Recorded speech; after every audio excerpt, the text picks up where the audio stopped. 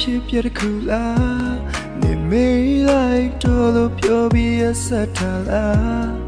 ဆုံးမေတို့ရဲ့ချစ်တို့ပြောပြပြီလားမင်းပြောတာမယုံနိုင်နဲ့ဒီနောက်ကျမဖြစ်ခဲ့ပါနဲ့ချစ်ဖူးတဲ့နေရမြလဲလက်ဆက်နေစေအခုချ